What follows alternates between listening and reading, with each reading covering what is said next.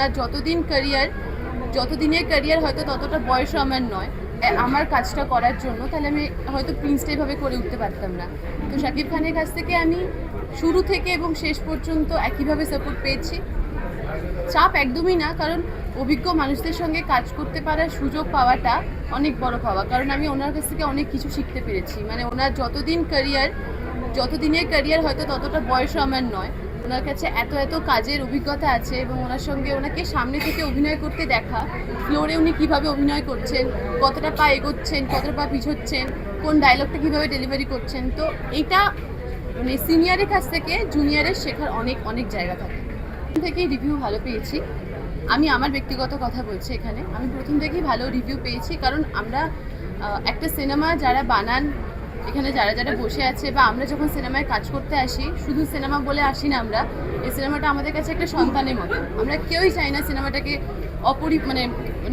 কি বলবো ওটাকে আর্ধেক করে ছেড়ে দিতে। আমরা একদম পরিপূর্ণভাবেই দর্শকের কাছে প্রেজেন্ট করতে চাই।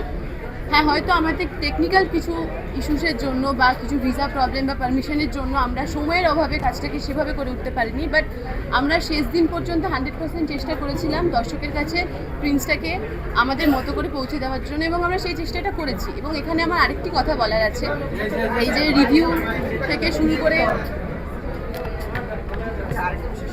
তো আরেকটি কথা, যে এই যে নানা রকম সোশ্যাল মিডিয়ার মাধ্যমে যে কথাগুলো চারদিকে ঘুরছে, দেখুন আমাদের টেকনিক্যাল কিছু ইস্যুস থাকতে পারে যেটা আমরা প্রথম থেকেই বলে এসেছি, কিন্তু যেগুলো নয় সেগুলোকে এত বড় করে প্রেজেন্ট করা হচ্ছে, তারপরও এত অপপ্রচার যেটা ক্রিয়েট করা হচ্ছে, তারপরও বাংলাদেশের দর্শককে এবং সাকিবিয়ানসদের মেগাস্টারের ফ্যান্সদের আমার হ্যাটস অফ, যে আপনারা এখনো পর্যন্ত সিনেমাটাকে হুড়মুড়িয়ে দেখতে আসছেন, প্রচুর ভালোবাসা দিচ্ছেন। এটা আমার না বাংলাদেশে এসে দেখাটা মানে খুবই ভালো লাগা।